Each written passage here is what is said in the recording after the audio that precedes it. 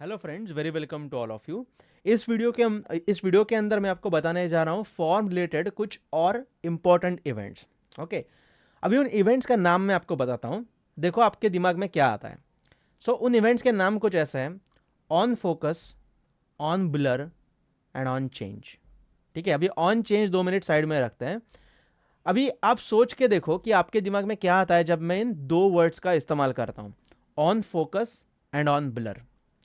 On focus and on blur, ये जो दो वर्ड्स हैं, या फिर फोकस एंड ब्लर, ये जो दो वर्ड्स हैं, ये अक्सर हम कैमरा या फिर जहां पे भी हम फोटोग्राफी करते हैं डीएसएलआर जैसे कैमरा से, तो आजकल तो हमारे स्मार्टफोन के कैमरास भी बहुत ही स्ट्रांग हो चुके हैं। Specially when we are capturing some photos, तो हमारे दिमाग में ये दो शब्द आते हैं, फोकस एंड ब्लर। तो हम एक ऑब्जेक्ट को फोकस में रखते हैं, बाकी सारा ब्लर हो जाता है, या फिर हम एक स्पेसिफिक ऑब्जेक्ट को ब्लर करके बैकग्राउंड भी फोकस कर सकते हैं। कुछ इसी तरीके से इनके जो इवेंट्स है वो भी HTML में या फिर फॉर्म के साथ काम करते हैं। मान लो अगर मैं इस फुल नेम के अंदर क्लिक करूं, तो अभी फुल नेम का जो टेक्स्ट बॉक्स है वो है मेरे फोकस में। टैब की अगर मैंने प्रेस कर दी और ईमेल के ऊपर अगर मैं चला गया, तो मेरा फुल नेम का टेक्स्ट बॉक्स गया ब्लर में। मतलब ईमेल का फुल नेम का टेक्स्ट बॉक्स हो गया ब्लर, और ईमेल का टेक्स्ट बॉक्स आ गया मेरा फोकस में। अभी वापस अगर मैंने टैब की प्रेस किया तो फोन आ गया फोकस में, ईमेल का टेक्स्ट बॉक्स चला गया ब्लर में। अभी इन्हीं इवेंट्स को अगर मैं लिसन करूं, इनके ऊपर अगर इवेंट लिसनर ऐड करूं, तो जो इंटरेक्शन में फोकस और ब्लर के मेरे फॉर्म के साथ कर रहा हूं, उस हिसाब से ऑटोमेटिकली वो कॉल बैक फंक्शंस एग्जीक्यूट होंगे। हैंड्स ऑन करके देखते हैं। Let's go inside our VS code, और यहाँ पे मैं इस सबसे पहले ईमेल सिलेक्टर का इस्तेमाल करके ऐड इवेंट लिसनर ऑब्वियसली मैं करूंगा, और सबसे पहला इवेंट मैं यहाँ पे लिखूंगा, चलो फोकस।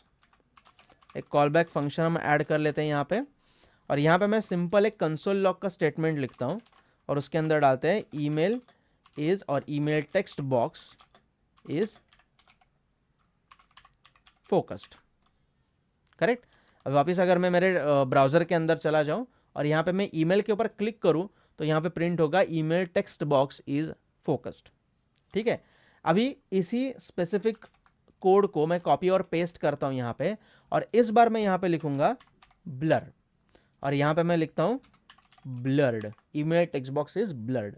अभी अगर मुझे ईमेल टेक्स्ट बॉक्स को ब्लर करना होगा, तो मुझे फोकस कहाँ पे लाना पड़ेगा, किसी दूसरे टेक्स्ट बॉक्स के ऊपर। तो मैं टैब की प्रेस करके नेक्स्ट टेक्स्ट बॉक्स के ऊपर मेरा फोकस लेके जाता हूं, तो ऑटोमेटिकली मेरा ईमेल टेक्स्ट बॉक्स वो कहाँ चला गया, ब्लर में चला गया।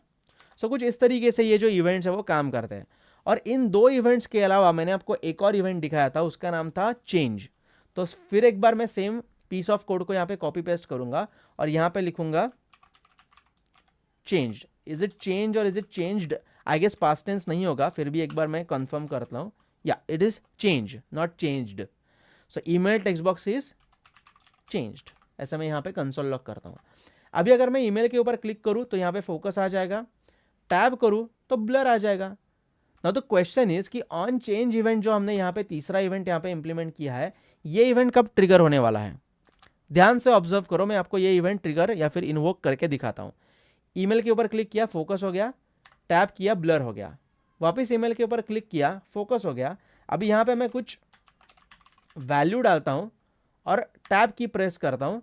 अब यहाँ पे आप देख सकते हो कंसोल में दो दो लाइनें प्रिंट हो चुकी है, email text box is changed and email text box is blurred.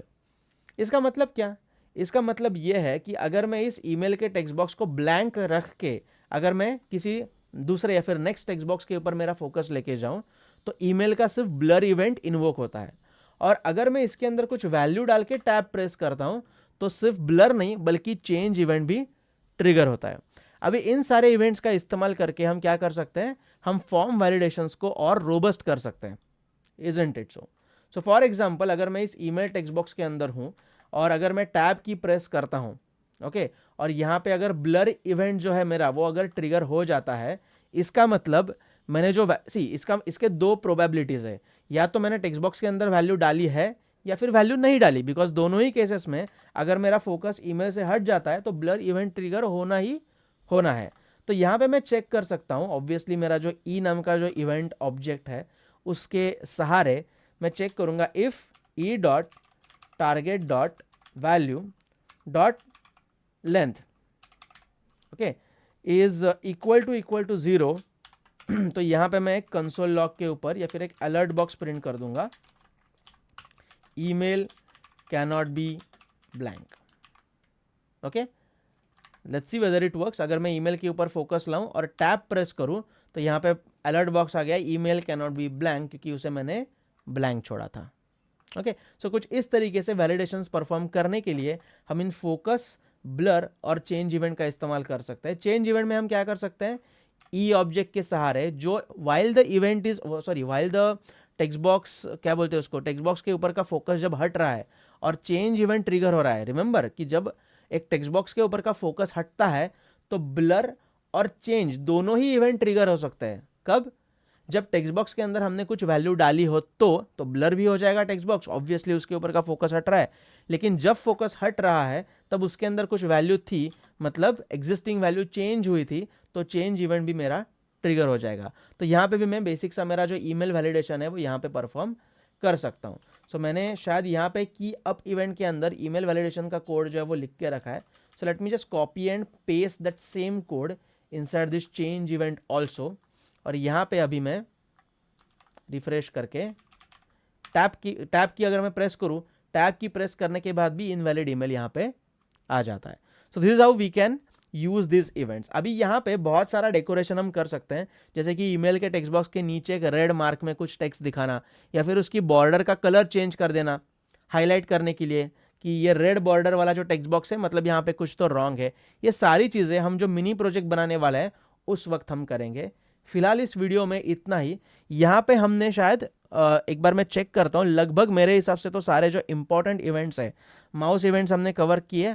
हालांकि apart from click event there are mouse over, mouse out, mouse down, mouse up and mouse move, इतने इवेंट्स हैं। अभी ये सारे इवेंट्स डेफिनेटली हमने cover नहीं किए, but you can easily try these events out by your self. कुछ छोटी मोटी चीज़ें जो है, आसान चीज़ें ऑब्वियसली, वो मैं आपको होमवर्क के लिए या फिर आपके खुद से हैंड्स ऑन करने के लिए रखता हूँ। So pretty much every event we have, every important event we have covered here. लेकिन ये डॉम मैनिपुलेशन का अंत नहीं है। डॉम मैनिपुलेशन में कुछ और फैंटास्टिक और बहुत बढ़िया चीज़ें बाकी है, उन्हें देखेंगे अगले वीडियो में।